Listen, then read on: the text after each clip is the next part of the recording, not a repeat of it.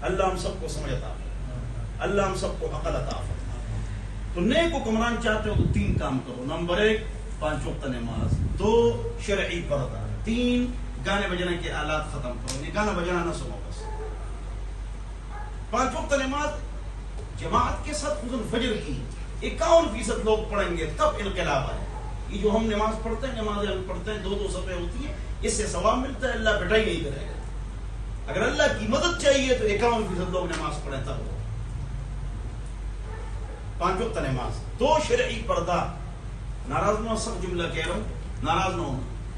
ایک مصیبت یہ نا کہ پردہ نہیں ہے، ایک مصیبت کیا ہے؟ پردہ نہیں ہے۔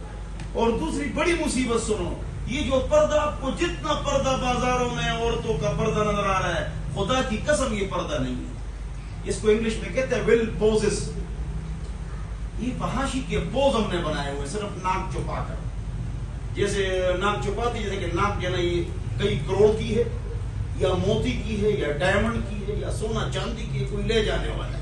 صرف ناک کیوں چھپاتی؟ آدھے گال کھلے ہوئے، آدھا ماتھا کھلا ہوئے، صرف ناک پر آپ نے چادر ڈالی ہوئی ہے، اس سے چہرہ نہ چھپانا بہتر ہے۔ ناراض نہ ہونا، غصہ نہ کرنا۔ ایک مصیبت پردہ نہیں ہے، دوسری مصیبت یہ جو پردہ، یہ پردہ نہیں ہے۔ تو خلاصہ کیا نکلا؟ پردہ ہے ہی نہیں، بس بات ختم ہو، ڈرامہ بنایا۔